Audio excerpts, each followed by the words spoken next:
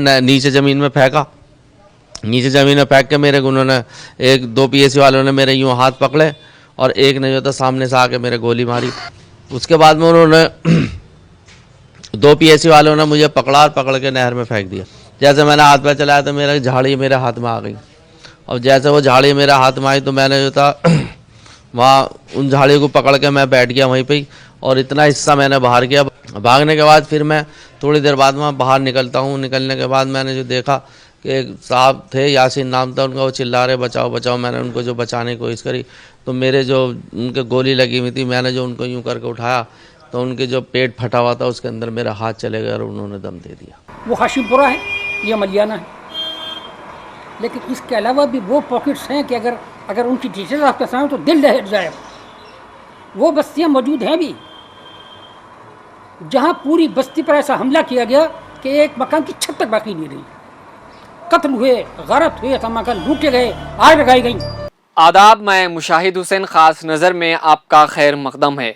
जुमा का दिन, रमज़ान का महीना 22 मई 1987 को उत्तर प्रदेश के ज़िला हाशिमपुर में भयानक तरीके से मुसलमानों का कत्ल आम शुरू हो जाता है।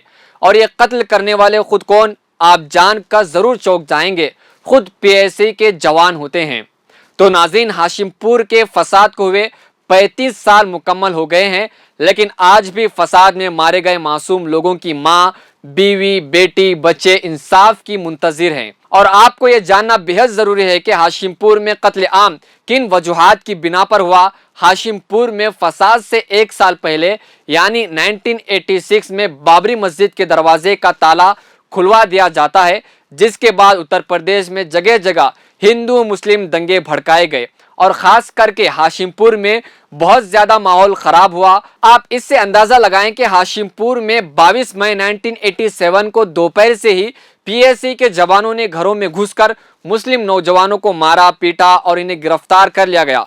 और इन्हें गिरफ्तार करके एक ट्रक में बिठाकर हाशिमपुर से कुछ दूर गाजियाबाद ज़िले के मुरादनगर गाँव में ट्रक को रोका और लोगों को ट्रक से नीचे उतरवाने को कहा। कुछ ही लोग उतरे थे कि इनके ऊपर पीएसए के जवानों ने अंधाधुंध फायरिंग की, जिससे आधे लोग शहीद हो गए और जो शहीद हुए इन लोगों को नदी में बहा दिया गया। इसके बाद ट्रक को आगे लेकर गए। कुछ ही लोग इस ट्रक में बचे हुए थे, जहां पर माकिनपुर गांव के नजदीक हंडी नदी में गोली मारकर लाश बहा दिया गया बचे हुए लोगों को भी, जहां पर 42 मुसलमानों को शहीद करने वाले पीएसआई के जवान थे, जिन्हें माहौल को शांति से बनाने के लिए भेजा गया था। लेकिन पीएसए के जवानों ने हाशिमपुरा के माहौल को खराब किया और मुसलमानों को चुन चुनकर शहीद कर दिया।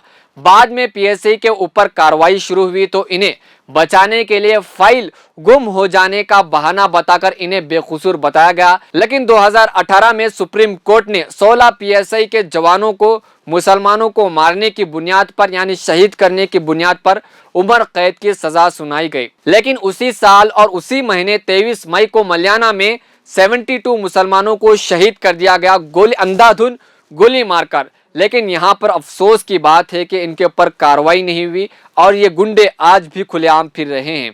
और हाशिमपुरा कत्ले आम में जिस जर्नलिस्ट के तस्वीरों को सबूत बनाया गया और वो खुद चश्मदीद गवाह भी थे, इन्होंने जो कुछ कहा है वो भी आप सुनिए। लेकर के फटाफट स्पॉट पे रश किया तो वहाँ पर मैंने अजीब सा माहौल देखा। आर्मी, पीएससी, ट्रक वगैरह खड़े हुए हैं और एक मुस्लिम इलाका जो स्ट्रीट थी वहाँ से मुस्लिम्स को निकाला जा रहा है और आर्मी सर्च कर रही है वहाँ पर।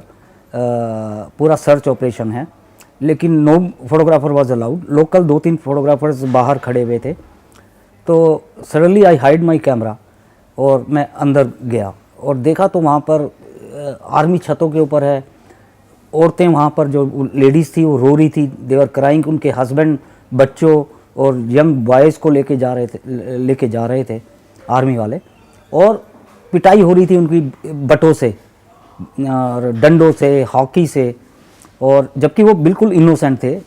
और सर्च ऑपरेशन के अंदर आर्मी का काम था कि सर्च करे और they hand over to the PSC. लेकिन आर्मी भी मार रही थी, मेरी पिक्चर में भी हैं काफ़ी सारे आर्मी वाले मारते हुए। और जैसे मैं आपको एक एग्जांपल बताता हूँ, जैसे मैंने एक छुप के दरवाज़ा, दोस्तों जितने भी राइट्स हुए हैं, जैसे हाशिमपुर की मिसाल लीजिए कि एक मंसूबाबंद तरीके से हाशिमपुर का फसाद को एक बनाया गया है।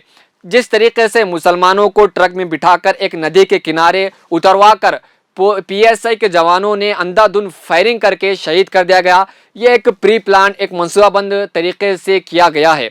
तो हमें चाहिए कि ऐसे जितने भी दंगे होते हैं, मुसलमानों और दलितों के ऊपर जितने भी अत्याचार, राइट्स होते हैं, जेनोसाइड होते हैं, इस तारीख को याद रखें और तारीख से हम कुछ सबक सीखें और इन फिस्ताई ताकतों का मुकाबला करने के लिए हमेशा रेडी रहें।